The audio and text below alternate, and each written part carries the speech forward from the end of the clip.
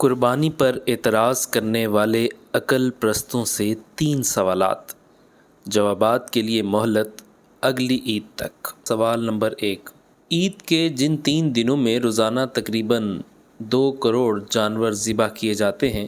انہی 3 دنوں میں روزانہ تقریباً 22 کروڑ جانور مزید ہلاک کیے جاتے ہیں۔ آخر کیا وجہ ہے کہ آپ 22 کروڑ جانوروں کی جانیں بچانے کے لیے بینرز نہیں لگاتے مگر قربانی کرنے والوں کے خلاف چیخنا شروع کر دیتے ہیں؟ سوال نمبر 2، مسلمانوں کے طریقے سے جانور کی اسپائنل کورڈ کٹتے ہی جانور کے دماغ کو درد کے سگنلز جانے بند ہو جاتے ہیں، لہٰذا جانور کا سر بالکل بے حس پڑا ہوتا ہے،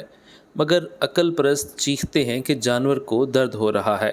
اس لیے وہ ٹانگیں ہلا رہا ہے، حالانکہ درد محسوس ہوتا تو جانور چیخیں بھی مار رہا ہوتا اور اس کا سر بھی متحرک ہوتا۔ اس کے برعکس جانور کو بے ہوش کر کے ہلاک کرنے کے طریقے میں بہت سے جانور دوا کا اثر جلدی ختم ہو جانے کی بنا پر بہت تکلیف برداشت کرتے ہیں۔ لہٰذا سوال یہ ہے کہ آخر کیا وجہ ہے کہ آپ بے ہوش کر کے تکلیف کے ساتھ ہلاک کیے جانے والے کروڑوں جانوروں کے حق میں آواز نہیں اٹھاتے مگر قربانی کے جانوروں کو ذبح کرنے پر بے چین ہو جاتے ہیں؟ سوال نمبر 3، دنیا کے تمام عقل سلیم رکھنے والے لوگ اس بات کو پسند کرتے ہیں کہ غریبوں کو رقم دے کر ان کی وقتی ضرورت پوری کرنے کے ساتھ ساتھ ان کو مستقل آمدنی کے لیے روزگار بھی دیا جائے۔ جانوروں کو پالنے سے لے کر کھالوں سے مصنوعات بننے تک غالباً لاکھوں کروڑوں لوگوں کو روزگار ملتا ہوگا جس سے ان کی ضرورتیں پوری ہوتی ہیں،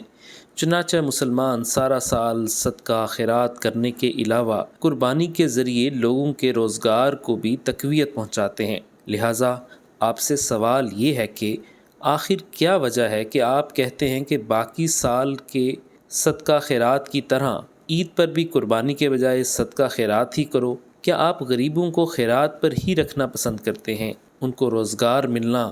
آپ کو برا لگتا ہے؟ قربانی کے ذریعے غریبوں کو ملنے والے چند روزگار، منڈی اور آڑت والوں کا روزگار، جانوروں اور کھالوں کی ٹرانسپورٹ کا روزگار، غریبوں کو کئی دن تک بہترین گوشت کی فراہمی، جانوروں کے چارے اور خوراک کا بزنس، ذبح کرنے والے کسائیوں کا روزگار، کھالوں کی فروخت سے بے شمار رفاہی کام، جانور پالنے والوں کا سال بھر کا روزگار،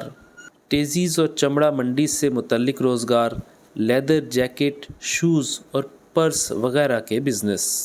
اگر آپ کو یہ ویڈیو پسند آئی ہے تو زیادہ سے زیادہ مسلمانوں کے ساتھ شیئر کیجیے تاکہ وہ عقل پرستوں کے ہاتھوں میں آ کر ملحد ہو جانے سے خود بھی بچیں اور دوسروں کو بھی بچائیں۔ دعا ہے کہ اللہ تعالی ہماری کوششوں کو قبول فرمائیں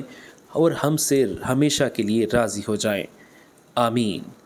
جزاک اللہ احسن الجزا فی الدارین۔